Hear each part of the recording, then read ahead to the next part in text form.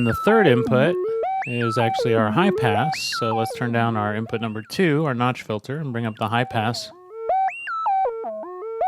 And that one's kind of a little more woodsy flavored, but same deal. I can bring down the cutoff, get kind of a deeper sound, or I can bring it up and get a really high, thin sound. So I could do a combination of, that high, thin sound with the chirpy. Kind of like that, if I wanted to. But right now we're just kind of reviewing. So I'm going to bring that down. The last one over here is actually audio output from our A131. And that one is actually a product of, let's see, partially the pulse wave from our A110. So that's audio input 1. And then the top section is actually the output from our phase comparator. So those are the two things that are here. So if I listen to that one, I can go to my VCA. I can adjust the balance here of the individual sounds going into the VCA. If I want to do some other type of altering, the control voltage source that's actually controlling how this gets amplified is over here on the left. We look at the A140, so if I want to increase the release time to adjust the tone there, bring up the sustain or the level, I can bring down the attack a little bit to kind of tweak the sound a little. Go back to my A131, just the level, maybe bring it up a little. There we go. So at this point I know that part of it is the pulse coming out from the phase comparator going over there into audio input 2. Yep, that's right. So at this point, if I wanted to modify that, I could change the octave. And that's kind of more a straight sound. Or I could go down to the 1. I could adjust the cutoff on the filter on the phase lock loop. Tweak the sound, or I could even change the low, mid, high. I think that's what I did before. Maybe I was actually talking numbers. So sorry if I confused you there. Actually talking phase comparator types prior. But this is actually the range of the oscillator. My mistake. That's kind of an interesting sound. Let's keep that.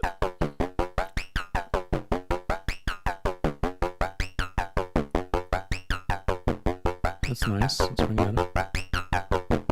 Okay, let's keep that as we go back. Okay, so now let's bring in a little bit of the chirpy sound from our ring mod.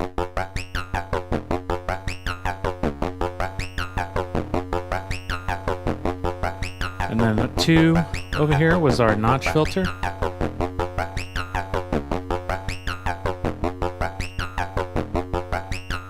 There we go. And then this was our high pass filter.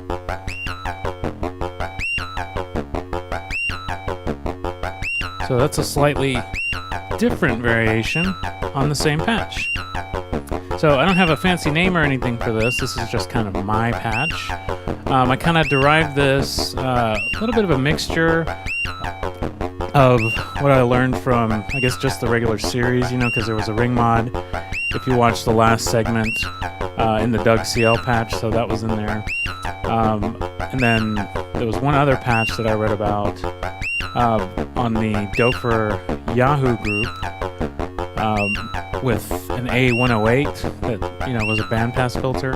Username was self-oscillate, if I'm not mistaken. Don't want to not quote anybody.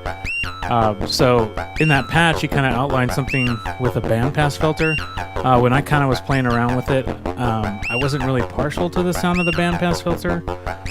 So I kind of skipped that, but I did like the notch and the high pass. So that's what my patch wound up being.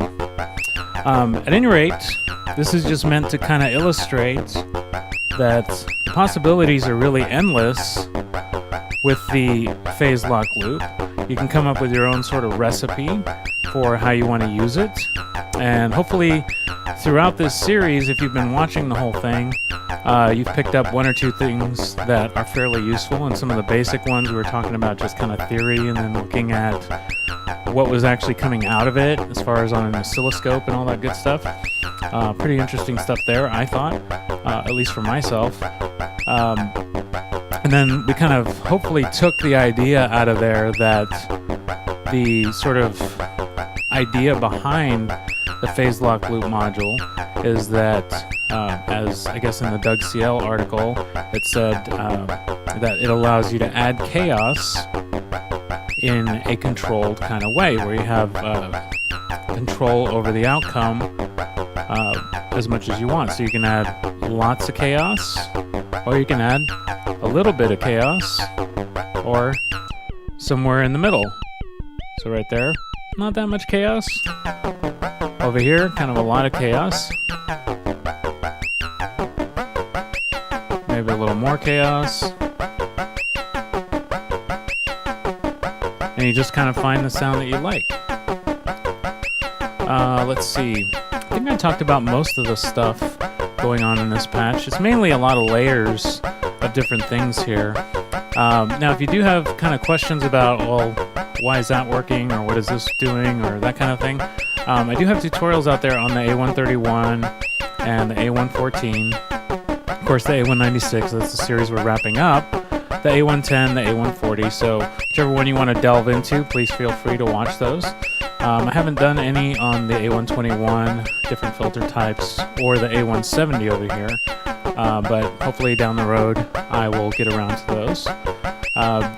The last element of the patch, I just kind of wanted to throw this out there, because I did mention it in the beginning, but I didn't bring it up again when I kind of went into the patch, is I have this kind of envelope going over here and modulating the pulse width. And again, that's kind of what is making the phase lock loop track or non-track.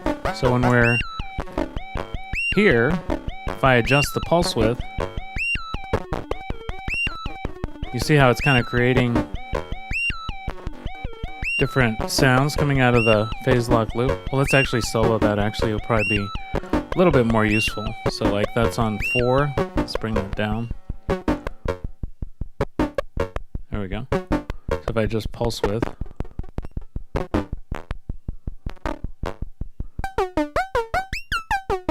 let me do a little offset.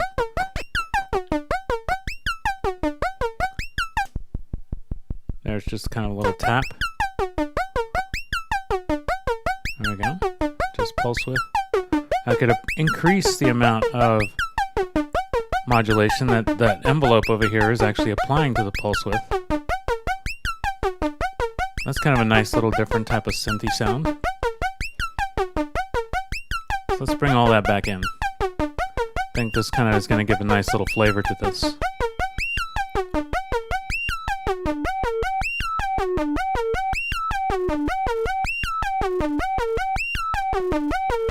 It's a little overpowering, actually, for my taste anyway. So let's try back phase comparator 3. And there it's just kind of a little more crazy. At any rate, the idea is lots and lots of possibilities with the phase lock loop for both tonal stuff, crazy stuff, and all the things in between. I want to thank you very much for watching this series. Hopefully you took some useful information away from this, and look forward to doing a few tutorials in the future. Not entirely sure which direction I'll go. I'm kind of thinking maybe one of the things that is here in front of us that I haven't discussed yet. For those of you who watch the videos, you might have kind of a clue as to which ones those might be. But whatever it is, hopefully you'll be there. So please, thank you very much for watching, and please stay tuned and keep on patching out there.